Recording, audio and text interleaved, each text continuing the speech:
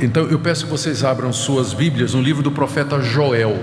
Nós vamos fazer uma maratona agora de manhã no livro todo. São 3 capítulos.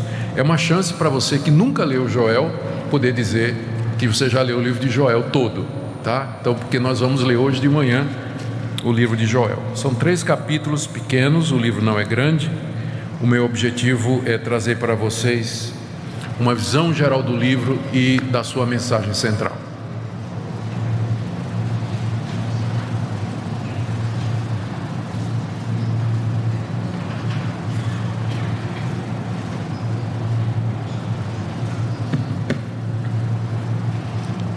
Vamos começar então com algumas informações a respeito deste livro que se encontra no Antigo Testamento. Ele é considerado um dos profetas menores por causa do tamanho do livro, não é? Menor comparado com Isaías, com Ezequiel, que são livros bem maiores, não é? A gente não sabe quase nada sobre Joel. A única informação que a gente tem é que o pai dele era Petuel, está aí no verso 1, e que ele era de Judá, provavelmente da cidade de Jerusalém. Ele não era nem sacerdote, talvez nem ancião, porque ele se dirige a esses grupos, exorta esses grupos, mas Deus o levantou como profeta. Diz aí o verso 1, palavra do Senhor que foi dirigida a Joel, filho de Petuel. Então o livro foi escrito provavelmente por Joel, onde ele registra as palavras que Deus lhe deu para serem dirigidas ao povo de Jerusalém, no reino do sul, no reino de Judá. A gente não sabe ao certo qual foi a época em que isso aconteceu. Conseguimos datar o livro do profeta Isaías, por exemplo, com mais facilidade, mas os estudiosos não têm muita certeza da época em que Joel profetizou. Pode ter sido antes do cativeiro da Babilônia ou pode ter sido depois. Nós aqui vamos seguir a maioria dos estudiosos que entende que Joel profetiza depois que o povo de Deus esteve no cativeiro 70 anos, voltou para a terra prometida, o templo foi reconstruído, a nação foi restaurada e o serviço religioso, o culto a Deus era feito no templo. Tudo funcionava aparentemente bem, mas havia uma preocupação, há uma preocupação de Joel aqui no livro, que os judeus aparentemente não temiam a Deus de coração. Havia muita religiosidade, muito formalismo. As pessoas iam ao culto, traziam suas ofertas, prestavam todos os atos religiosos, mas o coração delas não era de Deus. E o reino de Judá naquela época estava passando por uma crise financeira terrível. Acho que foi por isso também que eu escolhi esse livro, me lembro agora. Então, o Judá estava passando por uma grande dificuldade, vinda ou oriunda de 2 fatores. Primeiro, uma terrível praga de gafanhoto. Os gafanhotos haviam invadido o reino do sul, e particularmente aquela região de Judá e Jerusalém, e ao mesmo tempo parece que uma grande seca havia se instalado já durante alguns anos na terra, provocando incêndios e graves problemas financeiros. Num país que dependia da agricultura, como era a nação de Israel e boa parte dos países daquela época, isso era um transtorno muito grande. Faltava alimento, faltavam recursos e prejudicava o trabalho no templo, porque parte ou grande parte da religião do Antigo Testamento consistia em trazer ofertas a Deus, oferta de cereais, alimentos, sacrifício de animais, e isso estava faltando por causa da seca, da praga de gafanhotos e esses fatores todos. Joel, então, ele interpreta aquela praga que estava vindo sobre a nação, bem como a seca, como um juízo de Deus contra o seu próprio povo, porque o povo não estava servindo a Deus de todo o coração, embora tivesse muita religiosidade externa, mas o coração do povo não estava com Deus de verdade. Então Joel olha para aquilo, aquelas circunstâncias, aquelas calamidades, como sendo um juízo de Deus. E ele vai mais adiante, ele vê aquela invasão de gafanhotos, aqueles desastres, aquelas calamidades, como sendo um prenúncio ou um prelúdio do dia do juízo final. quando Deus virá a esse mundo para julgar os ímpios, para trazer justiça e juízo contra os seus inimigos e instalar o seu reino de maneira final. Ou seja, aqui no livro, Joel está vendo duas coisas. Ele está vendo o momento presente, que é a devastação causada pelos gafanhotos e pela seca, e ele está vendo também o futuro, e ele mistura as duas coisas. Isso era muito comum nos profetas. Eles viam duas ou três coisas ao mesmo tempo. Como eles não são oniscientes nem onipresentes, nem sempre os profetas conseguiam ver a diferença de tempo entre um evento e outro. Você encontra profetas falando a respeito de eventos que aconteceram na sua época, mas que na verdade eram uma profecia a respeito de Cristo, que aconteceria séculos depois. Então a visão de Joel combina essas duas coisas: a preocupação com o desastre financeiro que estava vindo sobre a terra, e aquilo era um prelúdio do grande desastre que haveria de acontecer no futuro, quando Deus viesse julgar a terra. As duas coisas estão misturadas. Então, diante dessa visão terrível que Joel está tendo, ele quer duas coisas no livro. Ele quer primeiro que o povo de Deus perceba que há um sentido, há um significado na história, nos eventos, que aquilo que está acontecendo não é por acaso, e que Deus está por detrás daquilo ali.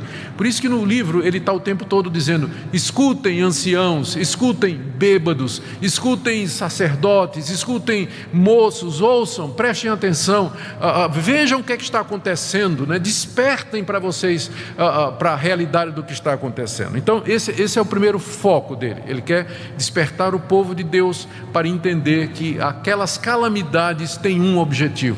Deus está por detrás daquilo, querendo despertar o seu povo e julgar o seu povo.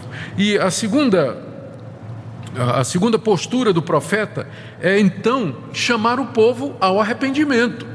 Ele conclama ao povo a que se arrependa, que se converta, que volte a Deus de todo o coração, que pare com aquela religiosidade externa, mas que traga a Deus de fato um coração quebrantado e contrito. E ao mesmo tempo em que ele chama o povo a se arrepender, ele anuncia a misericórdia de Deus, dizendo assim: Deus ouvirá o coração contrito, Deus atenderá a oração verdadeira, e Deus pode mudar essa situação.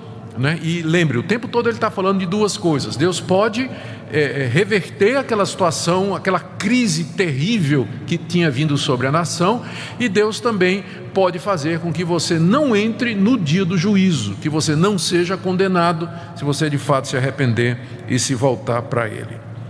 Assim, o tema central da mensagem de Joel é esse dia do Senhor, esse grande dia de Deus, quando Deus haverá de vir para julgar os povos e salvar o seu povo, evento esse que já tem como prelúdio as calamidades que vêm sobre o mundo. Então, é esse o contexto em que o livro foi escrito, é essa profecia de Joel. Vamos então, partes por partes aqui, tentar entender como é que Deus falou a Joel e a mensagem que ele nos traz, e tirar algumas lições práticas para nós. Nós podemos perceber que há semelhanças de situações, não é? Há semelhanças de situações. Há sempre o risco de que nós estamos prestando a Deus um culto da boca para fora, que o fato de que a gente vem para a igreja, que a gente contribui, que a gente se envolve em atividades religiosas, isso não quer dizer que o nosso coração é convertido. O nosso país passa por uma grande dificuldade financeira, um problema político, problema institucional. Nós não podemos, como cristãos, achar que isso é coisa do acaso. Para nós a história faz sentido, há um Deus que controla todas as coisas. Então há muitas semelhanças com a época de Joel, com a época que nós estamos vivendo hoje. Então o livro pode nos ajudar. Primeiro então, capítulo 1 do verso 2 até o verso 20, é o capítulo 1 todo. Joel fala da invasão dos gafanhotos, e perceba aqui como Joel, todos os comentaristas que eu li, né, os estudiosos, eles comentam o estilo de Joel gráfico. Ele daria para ser um escritor de filme de horror, não é? Porque ele narra o que ele está vendo de uma forma tão vívida, né? Pinta com cores tão fortes que a gente lê e a gente fica impressionado como é que esse profeta, não é? Ele tinha essa capacidade literária, né, para descrever aquela invasão. Vamos lá, verso 2.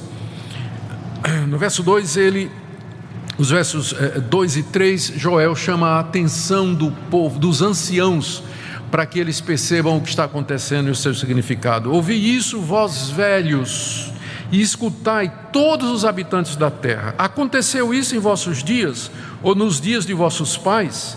Narrai isto a vossos filhos, e vossos filhos o façam a seus filhos, e os filhos destes a outra geração. Ou seja, o que está acontecendo é uma coisa única, e vocês velhos, que são os guardiões, vocês que têm memória, lembram-se se isso aconteceu no tempo de vocês?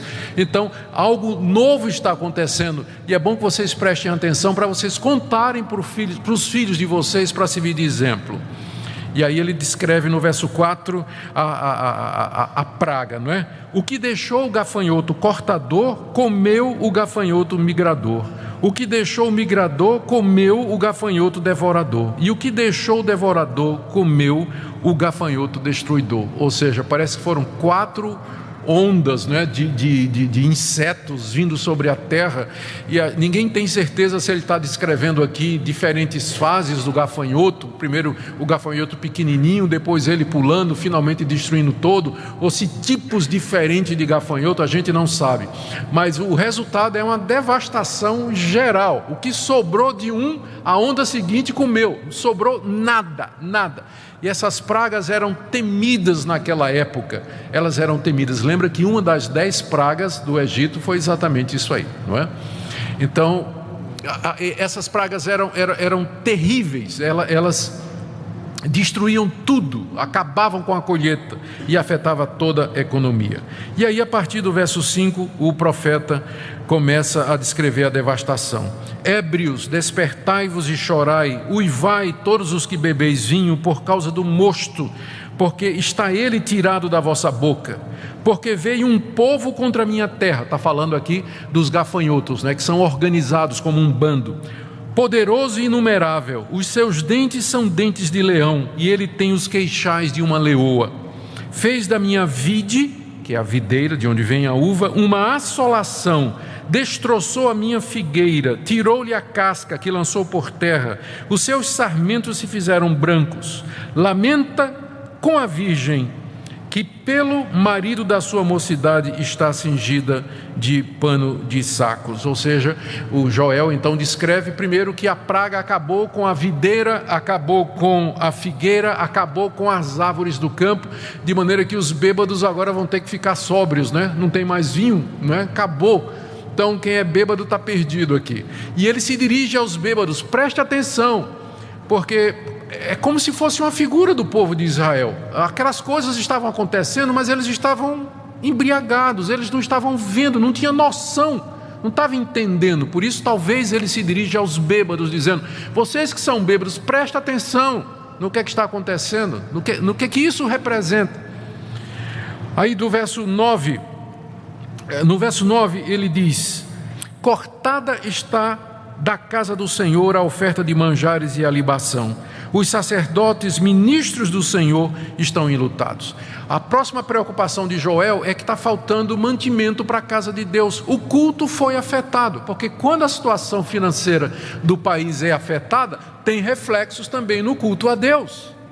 Porque naquela época o culto a Deus era baseado em oferendas. O povo trazia aquilo que ganhava, aquilo que tinha, oferecia a Deus. Uma vez que a seca veio e os gafanhotos comeram tudo, o que é que sobrava para as ofertas a Deus? O que é que tinha para oferecer a Deus como libação?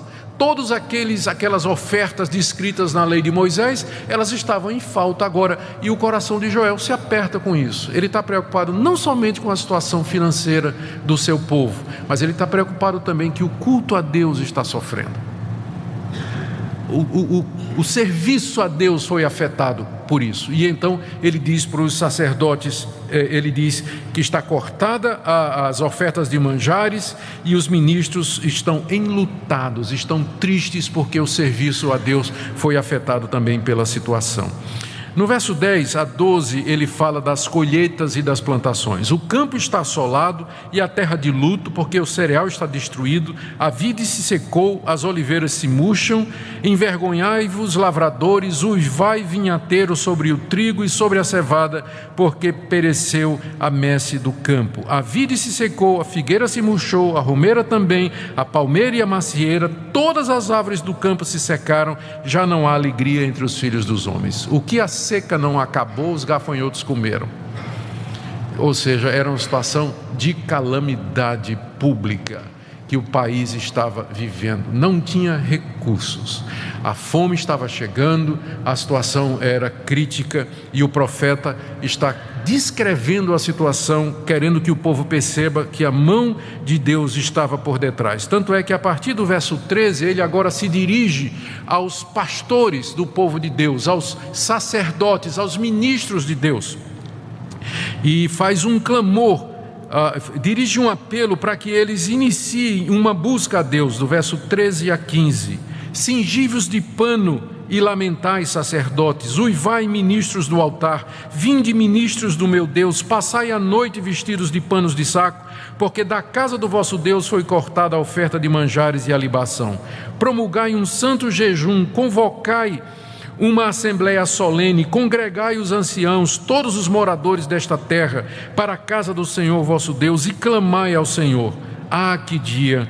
Porque o dia do Senhor está perto e vem como assolação do Todo-Poderoso.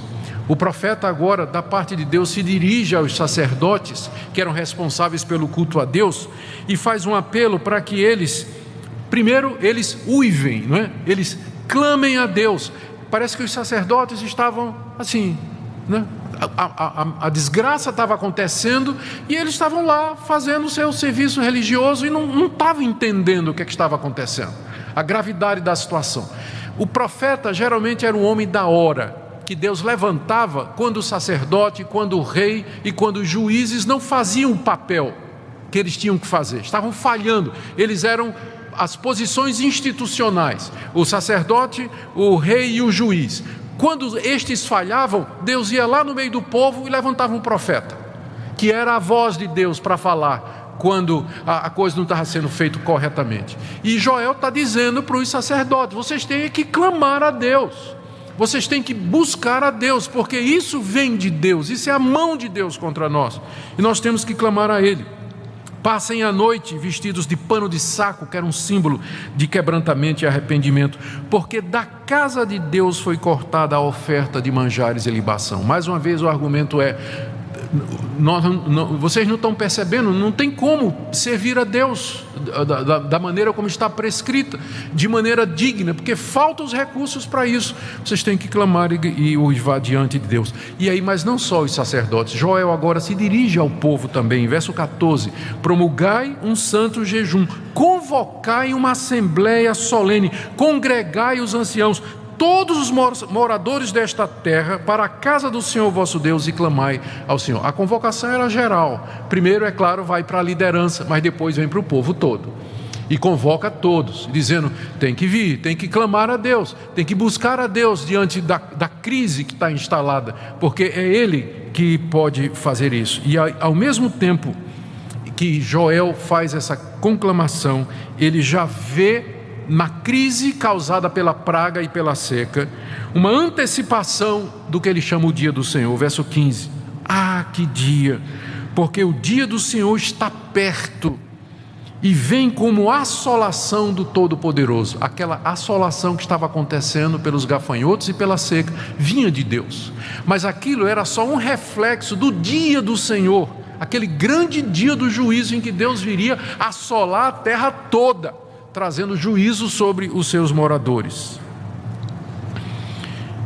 Do verso 16 até o verso 18, ele recapitula o que está acontecendo, como que dissesse assim: eis aqui a razão pela qual vocês têm que clamar a Deus. Verso 16: acaso não está destruído o mantimento diante dos vossos olhos? E da casa do nosso Deus, a alegria e o regozijo não foram destruídos? A semente mirrou debaixo dos seus torrões, os celeiros foram assolados, os armazéns derribados, porque se perdeu o cereal. Como geme o gado, as manadas de bois estão sobremodo inquietas, porque não tem pasto também, Também os rebanhos de ovelhas estão perecendo. Aqui ele descreve os efeitos da seca e da praga, não é, que tinha comido todo o sustento, afetando os bois, afetando as ovelhas. Mais uma vez ele fala, está faltando mantimento para a casa de Deus, ou seja, ele descreve a situação de maneira bem vívida e dramática. E aí no verso 19 e 20, ele mesmo, o profeta, ele clama a Deus.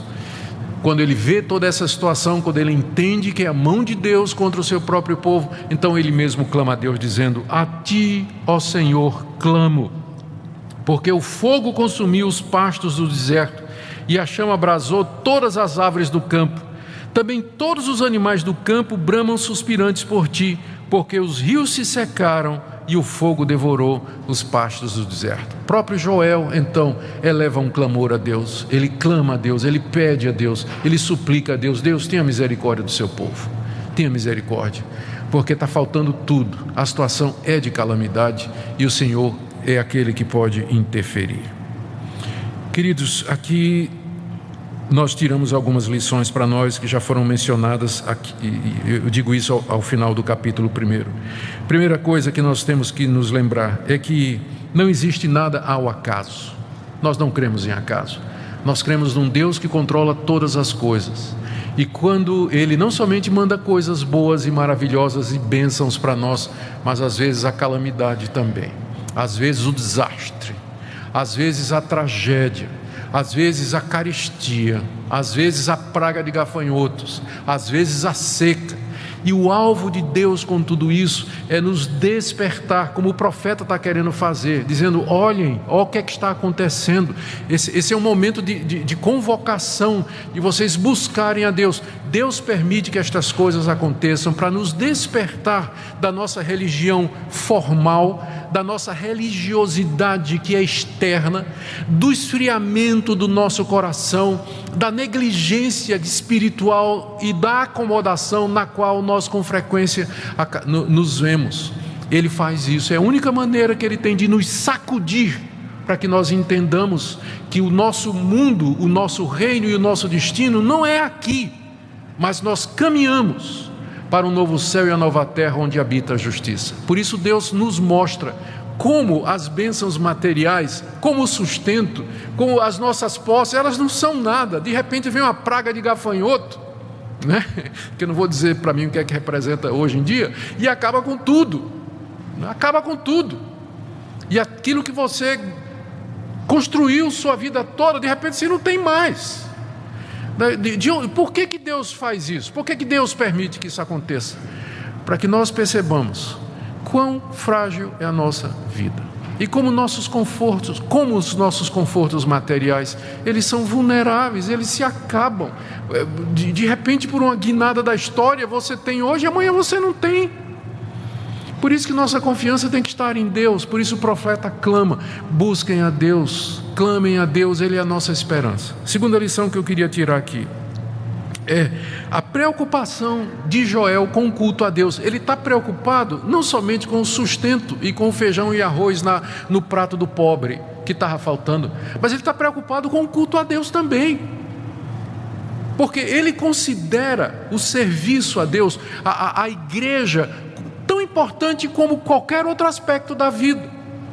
E nós com frequência nos esquecemos disso. A gente costuma ver o nosso relacionamento com Deus e com o povo de Deus como sendo uma coisa assim meio que secundária, não é? Que não é realmente uma prioridade na nossa vida.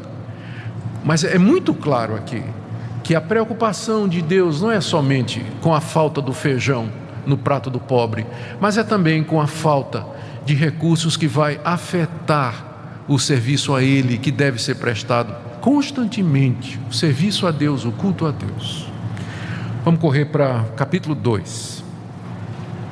Capítulo 2, alguns estudiosos acham que Joel está descrevendo a mesma praga, Mas eu vou seguir aquela linha de interpretação que eu disse no início. Joel está vendo duas coisas. Ele está vendo a invasão dos gafanhotos e a seca, e ele está vendo o juízo final, do qual aquela calamidade era apenas um reflexo e prelúdio. E aqui no capítulo 2, eu vou me atrever aqui a dizer o seguinte: eu quero que você imagine o dia do juízo, fim do mundo, né? O dia do juízo final, Deus vindo como um general à frente de um exército composto de gafanhotos / cavalos / homens, não é? Invadindo, cobrindo toda a terra, destruindo tudo que está na frente e chamando a todos para diante dele receberem o julgamento. E ele vem com uma força irresistível, com um poder para o qual não há igual, e diante de quem não pode haver resistência. É o dia do juízo. Deus vem como um general à frente desse grande exército, poderoso, indestrutível, acabando com tudo que está na frente. É isso que Joel está vendo. Ele vê aquela invasão dos gafanhotos e diz: é assim que vai ser no dia do juízo. Então a descrição que ele faz agora é de Deus à frente de um exército de gafanhotos / cavalos / homens, vindo para consumir toda a terra e trazer o juízo naquele grande dia. Eu vou ler então do verso 1 até o verso 10, onde Joel nos dá essa descrição, e tenha isso em mente, tá? Ele está falando dessas duas coisas ao mesmo tempo. Tocai a trombeta em Sião. A trombeta, o chofar, não era? Era tocado em época de guerra, era para despertar o povo, né? Alertar o povo de um perigo iminente. Tocai a trombeta em Sião, Sião é Jerusalém, e dai voz de rebate no meu santo monte. Perturbem-se todos os moradores da terra, porque o dia do Senhor vem, já está próximo. O dia do juízo é chamado o dia do Senhor, não é? Aquele dia em que o Senhor vai se mostrar e ele vai fazer justiça e juízo. Dia de escuridade, densas trevas, dia de nuvens e negridão, como a alva por sobre os montes, assim se difunde um povo grande e poderoso, qual desde o tempo antigo nunca houve, nem depois dele haverá pelos anos adiante, de geração em geração. À frente desse povo, né, que vem subindo pelas montanhas, pelos montes, vai o fogo devorador, atrás chama que abrasa, diante dele a terra é como o jardim do Éden, mas atrás dele um deserto assolado, nada lhe escapa, a sua aparência é como de cavalos, e como cavaleiros assim correm, estrondeando como carros vêm, saltando pelos cimos dos montes como gafanhotos, não é? Crepitando como chamas de fogo que devoram restolho, como um povo poderoso posto em ordem de combate. Diante deles tremem os povos, todos os rostos empalidecem, correm como valentes, como homens de guerra, sobem muros. Imagina os gafanhotos, né? Subindo pelos muros, entrando pelas janelas, pelas portas, né? Ninguém está salvo, né? Sobem muros, cada um vai no seu caminho e não se desvia da sua fileira, não empurram uns aos outros, cada um segue o seu rumo, arremetem contra lanças e não se detêm no seu caminho, assaltam a cidade, correm pelos muros, sobem nas casas, pelas janelas entram como ladrão, diante deles treme a terra e os céus se abalam, o sol, a lua se escurecem e as estrelas retiram o seu resplendor. Talvez uma referência àquela revoada, né, de gafanhotos, né, que cobre o sol, escurece, parece que está tudo nublado, né? Essa é a visão que Joel está tendo aqui do dia do Senhor. E olha o que ele diz no verso 11: o Senhor levanta a voz diante do seu exército. Quem está na frente desse exército? É o Senhor. O Senhor está na frente e ele levanta a voz, dando a voz de comando, porque muitíssimo grande é o seu arraial, porque é poderoso quem executa as suas ordens. Sim, grande é o dia do Senhor e muito terrível, quem o poderá suportar? Meus irmãos, nós temos aqui essa descrição vívida do dia do juízo. É como se Deus viesse à frente de um exército de gafanhotos, cavalos, cavaleiros, guerreiros, consumindo tudo, entrando nas casas, pulando pelos montes. Na frente parece o deserto do Éden, atrás, o jardim do Éden, atrás um deserto assolado, não escapa nada, não sobra nada, ninguém pode resistir, e Deus como general à frente. Essa é a descrição que nós temos aqui. O que é que isso significa para nós? Significa algumas coisas para nós que eu queria lembrar para você. Primeiro delas, a história caminha para um fim. Há muitos conceitos de história que o homem desenvolveu através da sua existência. Para a mentalidade oriental, para muitos, né? A história ela é simplesmente algo que acontece em círculos. Os eventos voltam, reacontecem, tudo se reinventa. A história é circular, ou seja, ela não tem começo, não tem meio e não tem fim. As coisas simplesmente vão acontecendo. Filósofos como Hegel, eles pensaram, eles tinham uma visão dualista da história, não é? Em que um determinado evento era enfrentado por um contra-evento que gerava uma síntese e que assim a história se desenvolvia, essa dialética que deu origem ao pensamento marxista, por exemplo, da luta de classes e tudo mais. As pessoas... Teorias e teorias a respeito de como a história funciona, de como a humanidade caminha. Mas o cristão, ele sabe que a história tem um começo, ela se encaminha para algum lugar e ela tem um fim. E que Deus está no controle de todas as coisas. E que agora nós estamos caminhando para a etapa final do mundo como nós o conhecemos. O dia do Senhor vem.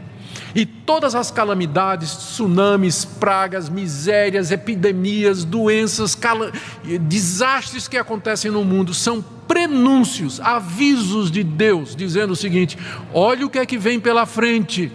Olha o que é que vem pela frente. Vocês são incapazes de gerir o destino de vocês. A ONU não resolve o problema da guerra.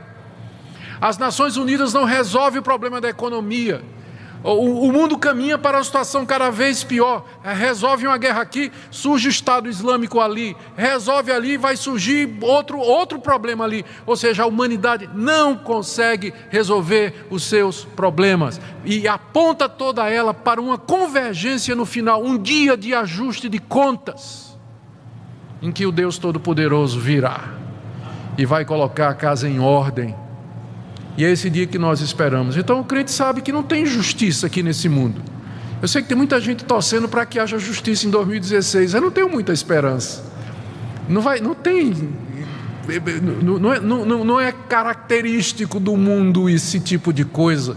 Porque para nós o único dia, o dia em que vai ter justiça é o dia do Senhor. Quando Ele trouxer a lume e a luz, todo o engano, todo o erro, e então retribuir a cada um de acordo com suas obras. É isso que o profeta está dizendo. E como esse dia é terrível, ele pergunta, veja no final do verso 11, quem pode suportar? Quem vai poder ficar em pé naquele dia, quando o exército de Deus chegar? Quando Deus vier em justiça e juízo? Daí isso então se transforma numa chamada ao arrependimento a partir do verso 12.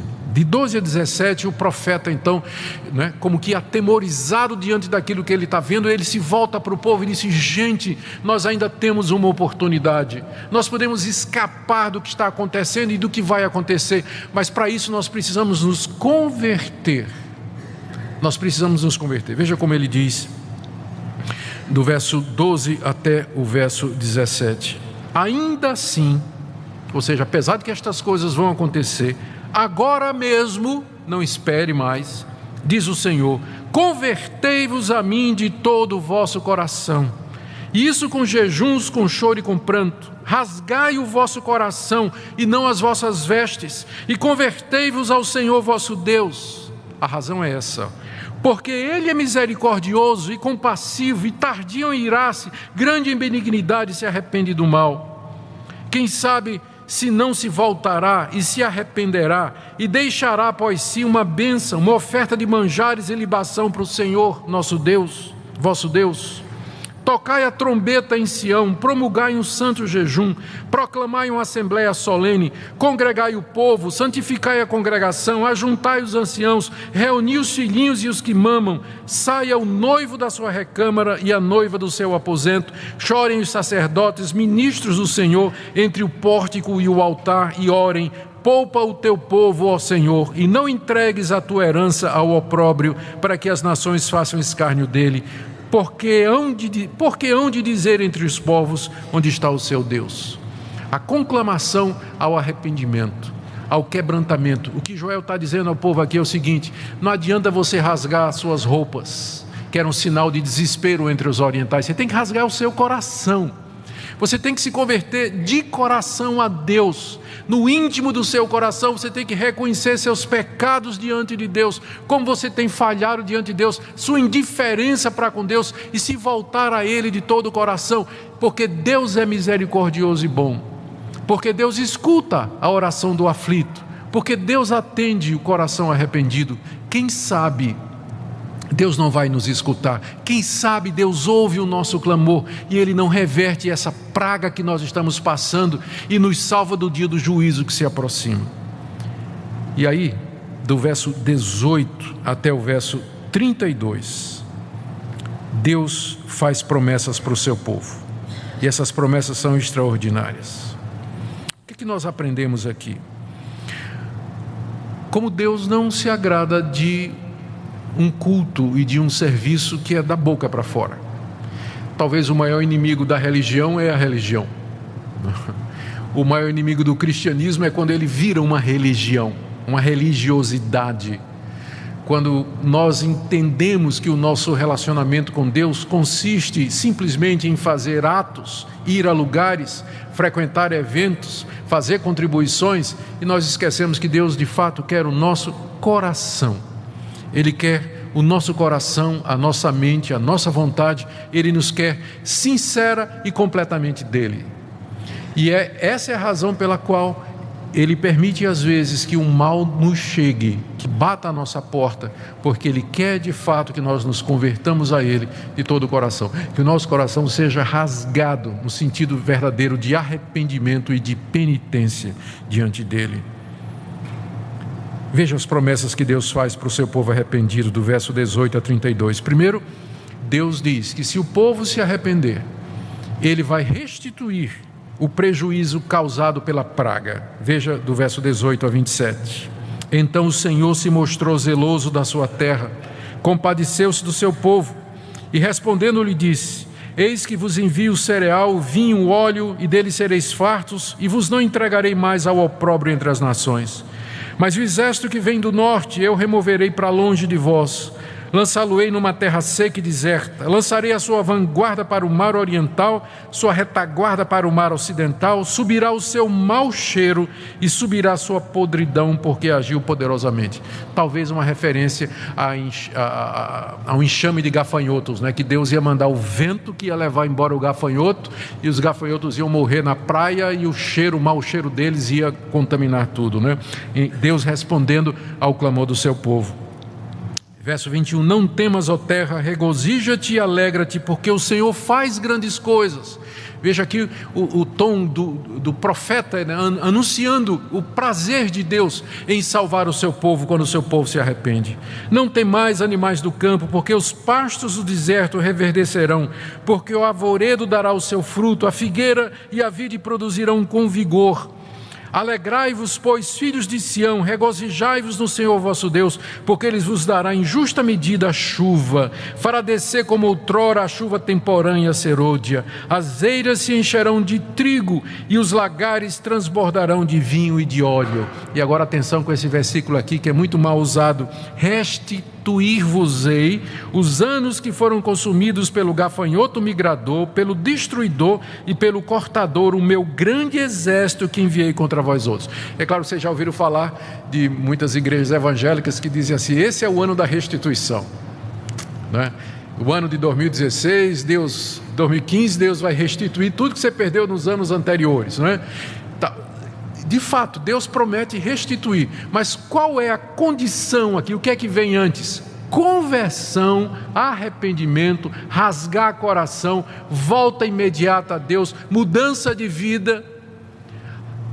Fala-se em restituição como sendo resultado de campanha financeira, de você adquirir determinados objetos mágicos religiosos nessas igrejas. Mas o que a Bíblia ensina sobre restituição é o seguinte: quando nós de fato nos arrependemos, nos convertemos a Deus dos nossos maus caminhos, quem sabe Deus não nos abençoa financeiramente? quem sabe Deus não nos restitui, quem sabe Ele não abre uma porta, quem sabe Ele não descortina um caminho novo para nós, para que possamos sustentar nossa família e ter o suficiente para dar e contribuir para o serviço e o culto a Deus. É nesse sentido, a restituição está ligada a isso, ao arrependimento pessoal genuíno e verdadeiro, e não é simplesmente assim, o ano da restituição. Todo ano, todo tempo, todo dia é de restituição, porque todo dia é dia de nós nos arrependermos e mudarmos de vida. Comereis, verso 26, comereis abundantemente e vos fartareis e louvareis o nome do Senhor vosso Deus, que se ouve maravilhosamente convosco, e o meu povo jamais será envergonhado. Sabereis que estou no meio de Israel e que eu sou o Senhor vosso Deus e não há outro, e o meu povo jamais será envergonhado. Olha que mudança agora no discurso, né? Diante daquele juízo terrível, o povo clama, o povo se arrepende, rasga o coração, se converte, e Deus diz: eu vou mandar a praga embora, vou mandar os gafanhotos embora, vou trazer a chuva outra vez, vou abençoar o meu povo abundantemente, vai ter muita alegria, vocês vão saber que eu sou o Senhor, que eu estou no meio de vocês. Mas se parasse aqui, não é? A teologia da prosperidade estaria certa, mas olha o que é que se segue, verso 28 a 31, e acontecerá depois, ainda Deus está dizendo o que é que Ele vai fazer se o seu povo se arrepende, né? Primeiro Ele fala da restituição financeira, mas olha a promessa que vem agora: e acontecerá depois que derramarei o meu espírito sobre toda a carne, vossos filhos e vossas filhas profetizarão, vossos velhos sonharão e vossos jovens terão visões, até sobre os servos e sobre as servas derramarei o meu espírito naqueles dias. Não só restituição financeira, não só abundância material, mas mais do que isso, Deus promete derramar o seu espírito sobre o seu povo, e derramar de uma forma abundante, a ponto de que os jovens terão visões, os velhos sonharão. Quando a gente chegou numa certa idade, a gente mais ou menos para de sonhar, não é? Então, mas agora, né, até os velhos vão sonhar, os jovens terão visão, eles terão um ideal, eles sabem para onde eles querem ir, e a profecia, a palavra de Deus anunciada pelos servos e pelas servas, os jovens, enfim, uma efusão do Espírito, né? Um verter do Espírito Santo sobre o povo de Deus, trazendo essa grande atividade espiritual, essa grande alegria. Então você nota que as duas coisas caminham. Não somente Deus diz que vai abençoá-los financeiramente, mas mais do que isso, Deus vai derramar o seu Espírito Santo sobre o povo. É muito ruim quando a gente busca a Deus só pela primeira parte, que infelizmente é isso que a teologia da prosperidade ensina.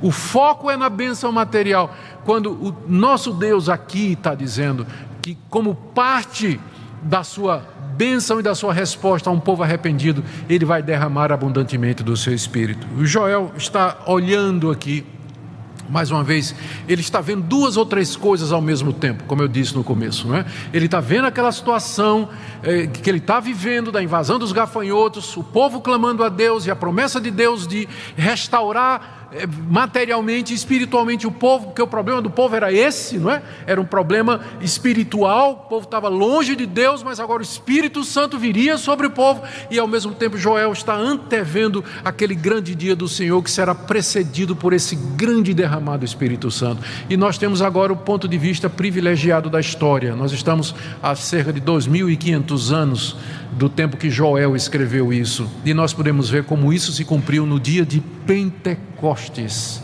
naquele dia lá em Jerusalém, quando Pedro e os demais apóstolos, 120 irmãos, foram batizados com o Espírito Santo desceu sobre eles com grande medida, e cumprindo essa promessa, que é um prenúncio então da vinda do dia do Senhor. Antes do dia do Senhor, Deus haveria de derramar o seu Espírito Santo, e Ele já fez isso. Hoje nós somos a comunidade, o povo de Deus, que experimenta esse derramar do Espírito Santo, o cumprimento dessa promessa que está sobre nós. No verso 30 e 31, mostrarei prodígios no céu e na terra, sangue, fogo e colunas de fumaça, o sol se converterá em trevas e a lua em sangue, antes que venha o grande e terrível dia do Senhor. Joel está vendo tudo junto, não é? O derramar do Espírito e o dia do juízo, aquele dia em que Deus vem para julgar o seu povo, em que sinais haverão no céu e na terra.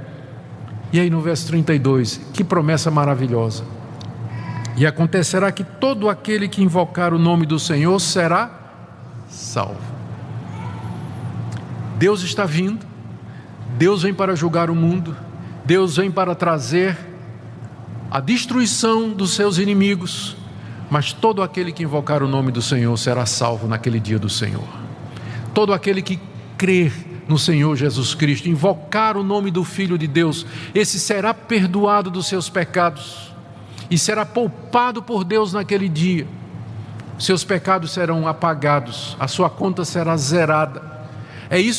Essa passagem é citada várias vezes no Novo Testamento pelos apóstolos.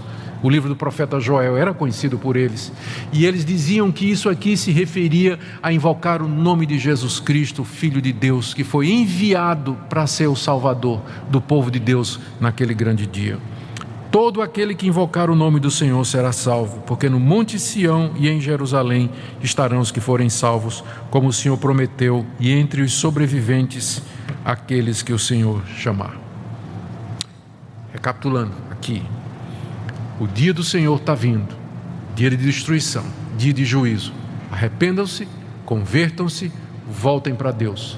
Se vocês fizerem isso, Deus vai abençoá-los materialmente. Mais do que isso, Ele vai derramar o Espírito dele sobre vocês, e naquele grande dia, no dia do juízo, aquele que invocar o nome do Senhor será salvo. Aquele que estiver firme no nome do Senhor Jesus Cristo, aquele que tiver a Jesus como Senhor e Salvador, não será destruído como as nações que serão destruídas aqui no capítulo 3, que nós vamos ver agora.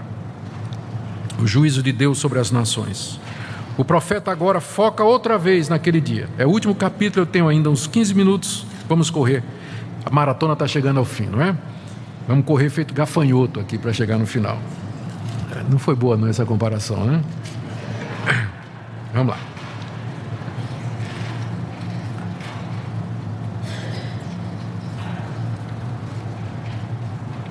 Aqui no capítulo 3 nós temos então a descrição daquele dia, quando Deus vai castigar os seus inimigos, quando Ele vier com o seu grande exército.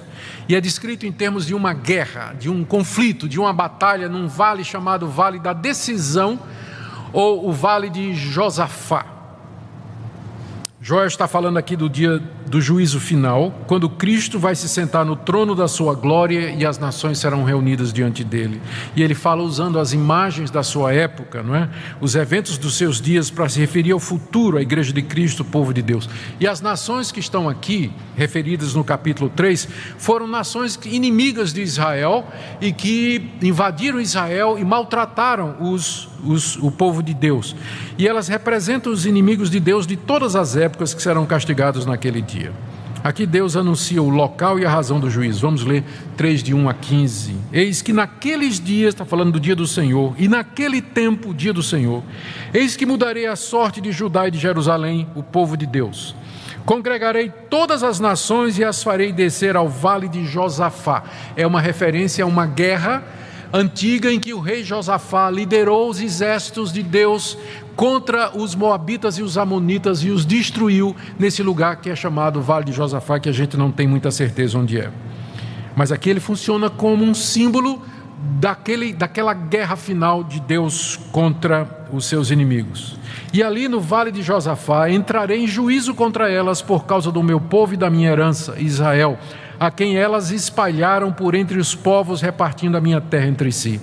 Lançaram sorte sobre o meu povo e deram meninos por meretrizes e venderam meninas por vinho que beberam. Que tendes vós comigo Tiro e Sidom e todas as regiões da Filístia, são aquelas nações inimigas de Israel. É isso vingança que quereis contra mim? Se assim me quereis vingar, farei sem demora. Caí sobre a vossa cabeça a vossa vingança. Visto que levaste a minha prata, o meu ouro e as minhas joias preciosas, metestes nos vossos templos, uma referência ao cativeiro babilônico provavelmente. Vendeste os filhos de Judá e os filhos de Jerusalém aos filhos dos gregos, para os apartar para longe dos seus limites. Eis que eu suscitarei do lugar para onde os vendestes, e farei cair a vossa vingança sobre a vossa própria cabeça. Venderei vossos filhos e vossas filhas aos filhos de Judá, e estes aos sabeus, a uma nação remota, porque o Senhor o disse. Proclamai isso entre as nações, apregoai guerra santa, suscitai os valentes, cheguem-se, subam, todos os homens de guerra, forjai espadas das vossas reinas de arado, e lanças das vossas podadeiras, diga ao fraco, eu sou forte, apressai-vos e vinde, todos os povos em redor, e congregai-vos para ali, ó Senhor, faze descer os teus valentes. Levantem-se as nações e sigam para o vale de Josafá, porque ali me assentarei para julgar todas as nações em redor. Lançai a foice, porque está madura a seara. Vinde, pisai, porque o lagar está cheio, os seus compartimentos transbordam, porquanto a sua malícia é grande. Multidões, multidões no vale da decisão. Vale da decisão, porque é ali que Deus vai decidir o destino e o futuro daqueles povos. Porque o dia do Senhor está perto no vale da decisão. O sol e a lua se escurecem e as estrelas retiram seu resplendor. São muitos detalhes aqui que nós não temos tempo para entrar, mas você pode ler essa passagem tendo em vista o que é que Joel está descrevendo aqui.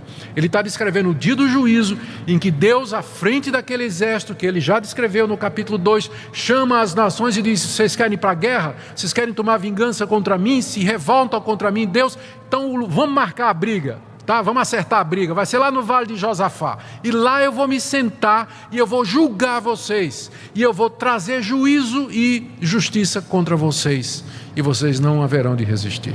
É mais uma forma de Joel se referir ao dia do juízo, e isso é mencionado no Novo Testamento pelo próprio Jesus, está lá em Mateus 25, quando Jesus diz que quando ele vier na sua glória, ele se assentará no trono da sua glória, as nações serão reunidas diante dele, e ele vai separar o seu povo daqueles que não são seu povo. Aqueles que são seus entrarão para a felicidade eterna, e aos inimigos Jesus vai dizer: apartai-vos de mim, malditos, para o fogo eterno, preparado para o diabo e seus anjos. É isso que Joel está vendo, só que ele vê isso e descreve isso na linguagem dos seus dias, nas figuras do seu dia, e nos traz esse quadro de terror que se aproxima. Mas ao mesmo tempo, 16 e 17, o Senhor brama de Sião e se fará ouvir de Jerusalém, os céus e a terra tremerão, mas o Senhor será o refúgio do seu povo e fortaleza dos filhos de Israel. Todo aquele que invocar o nome do Senhor será salvo. Deus será o refúgio do seu povo. Naquele mesmo dia em que ele vai sentar no vale da decisão para julgar os povos, ele será o abrigo daquele que confia nele, daquele que se arrependeu. Verso 17: sabereis assim que eu sou o Senhor vosso Deus, que habito em Sião, meu santo monte, e Jerusalém será santa, estranhos não passarão mais por ela. E aqui do verso 18 a 21, ele descreve o estado eterno. O que é que vai acontecer depois do dia do juízo? O final do mundo, a história, o que é que nos aguarda?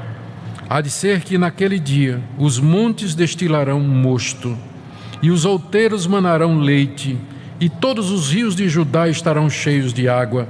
Sairá uma fonte da casa do Senhor e regará o vale de Sitim. Essa passagem aqui é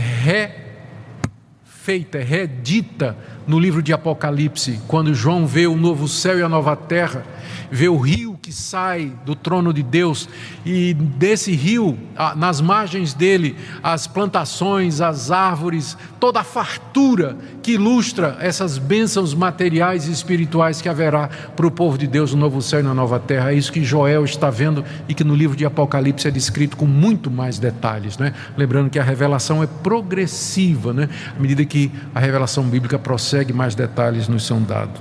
Em contraste, o Egito se tornará uma desolação, Edom se fará um deserto abandonado, por causa da violência que fizeram os filhos de Judá, em cuja terra derramaram sangue inocente. O Egito e Edom, inimigos tradicionais do povo de Deus, aqui representam os ímpios, os inimigos de Deus, que serão lançados para fora desse paraíso, né, da terra restaurada que Deus haverá de fazer para o seu povo. Verso 20: Judá, porém, será habitada para sempre, e Jerusalém de geração em geração. Se refere ao estado eterno, ao novo céu e à nova terra, o povo de Deus para todo sempre. Verso 21: Eu expiarei o sangue dos que não foram expiados, porque o Senhor habitará em Sião. Aqui é a causa pela qual nós podemos ficar com Deus para todo sempre: expiação. Deus purgando o mal e o pecado que há no sangue, Deus purificando o seu povo para que ele possa habitar no nosso meio e nós possamos estar com ele para todo sempre. Fim da profecia de Joel. O que é que nós aprendemos aqui, meus irmãos? As lições são tantas, não é? Puxa vida, hoje nós vimos um livro inteiro, né? Eu não sei nem Quantas lições a gente pode tirar aqui, mas algumas podem me vir à cabeça agora. Primeira, Deus é o mesmo Deus, é o nosso Senhor, é o nosso Deus a quem nós adoramos e servimos. O Deus de Joel é o nosso Deus, Ele não muda, e os princípios pelos quais Ele rege a história permanecem os mesmos também. Deus quer um povo de coração rasgado, de coração convertido, de gente humilde diante dEle, que teme diante dEle. Deus quer um povo que invoque o seu nome, que saiba que a salvação é pela graça e pela misericórdia de Deus. Deus deseja nos purificar, purgar o mal que habita em nós, e Ele já fez isso em Cristo Jesus, que na cruz do Calvário morreu e pagou a nossa culpa, para que naquele dia do juízo você não tenha que ser destruído e atormentado com justiça pelos seus pecados. Por isso eu só posso terminar esse estudo com esse apelo para nós. A palavra de Deus é muito clara, Deus conhece os corações. Estamos vivendo uma época difícil no nosso país, que promete ser mais difícil ainda. Quem está no controle da história é Deus, nunca esqueça disso. É Deus que manda no Brasil. É Deus que manda no Brasil. Então Ele está permitindo estas coisas para mexer com o seu povo, para o seu povo começar a refletir sobre determinadas questões: apego a bens materiais, disposição de renúncia, o amor ao culto a Deus, o meu envolvimento com o serviço a Deus e tantas outras lições que o sofrimento e as perspectivas negativas sempre trazem para nós. A nossa atitude, a nossa resposta ao livro de Joel é dizer: Senhor, nós estamos diante de Ti, estamos prontos para Te servir, nós queremos viver para a Tua glória, que Teu Espírito Santo venha sobre nós, que Ele nos encha, que nós estejamos prontos para aquele grande dia, o dia do Senhor, e que nós anunciemos a todas as pessoas que esse dia vem, e que esse dia está próximo, aos nossos familiares, aos nossos amigos, aqueles que são nossos companheiros de trabalho, colegas de universidade, na escola, em todo lugar, que eles se preparem, porque o dia do Senhor vem, e quem poderá subsistir diante dele? Deus tenha misericórdia de nós, queridos, e nos ajude para vivermos para a sua glória. Amém.